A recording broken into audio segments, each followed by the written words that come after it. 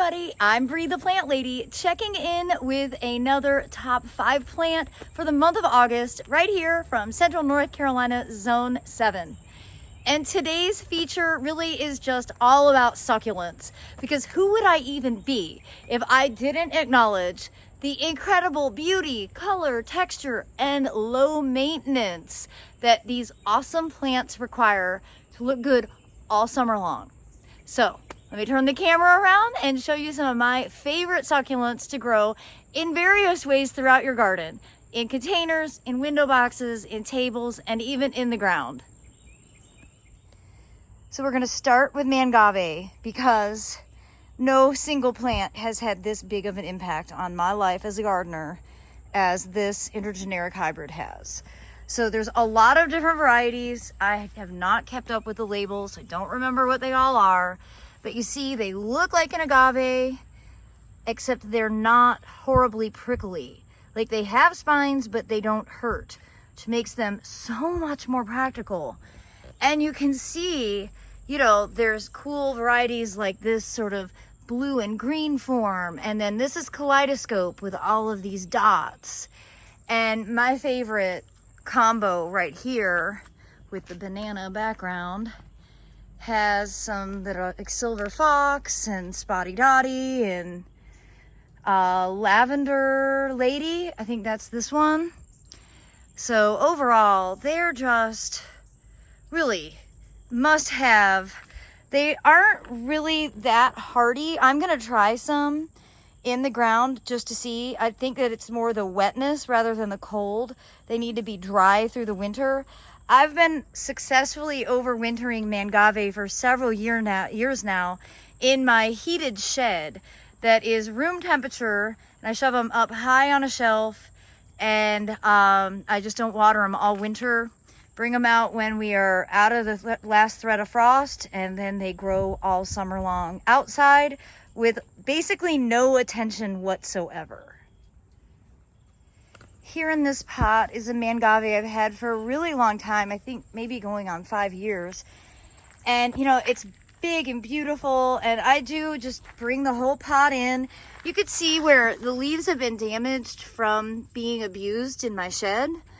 But gosh, the plant just recovers seamlessly. And well, I don't want to live a life without Mangave, and I don't think you should either. So last night we had a little dinner party because we just got a fire roasted pizza oven.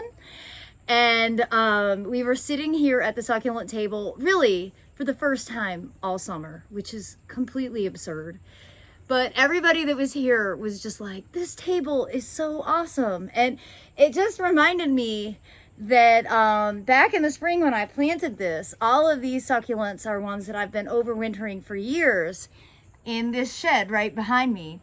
And it didn't look as good as it usually does when I go out and buy new plants. But they have grown out to look awesome. And yeah, I was really inspired last night by my non-plant friends who were like, I really want to grow those things. And you know, for me, that's like the biggest compliment ever. I have a yard full of plants. If I could have one thing that inspires somebody who's basically plant blind to get interested, then I basically feel like I've achieved my goal. And turns out this Echeveria may just be the plant that was the catalyst for inspiring a new plant enthusiast.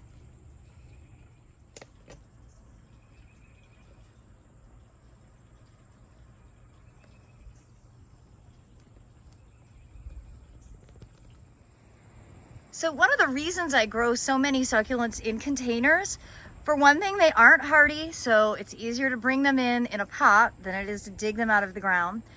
But it's also because I can put them in places that are difficult to get to with a hose, and I don't have to worry about watering them all the time. So that's certainly the case with this pot and this one here, which this has been planted for probably 8 years. Yeah, it would benefit from being repotted. I just haven't taken the time or effort to do it. And that's just a testament to how low maintenance these plants are. I love succulents in window boxes because window boxes are really hard to keep watered through the summer. Especially this one, this is west facing. It gets full blasting sun, and it's just not a place that I bring the hose up to with any frequency. So this combination of Senecio and Echeveria and, oh my gosh, it's slipping my mind right now, but I will put it into the text, has done really, really well with like really limited amount of time or attention. And of course, at the base of that is yet another Mangave. Again, I don't want to live a life without Mangave. And here is yet another window box. This is on the east side of the house. You see it's getting sun right now. And honestly, this hasn't been watered basically all summer. I feel very neglectful, and yet look at how good the plants look. And that's precisely what I'm looking for with high performing plants that tolerate the North Carolina summer and look good without me doing anything. So I realized I said growing in the ground. I haven't shown you any examples, but here's what I love to do with perennial hardy sedums.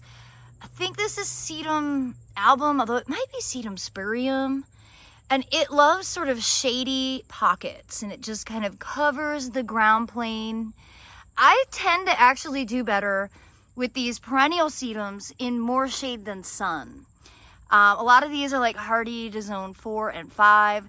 You get down here into zone 7, and they actually need a little respite from the extreme heat. Well, I hope all of these top 5 plant videos for the month of August will be an inspiration for all of you. It certainly has been a pleasure to walk around and look at my garden and think really critically about what plants I actually would recommend, because Lord knows I grow a million different things and not everything is meant for every garden. Well, I hope that you will continue to tune in and like and subscribe, and please plan on joining me for my updated weekly garden tours, which will be coming out tomorrow. Thanks so much for watching, everybody.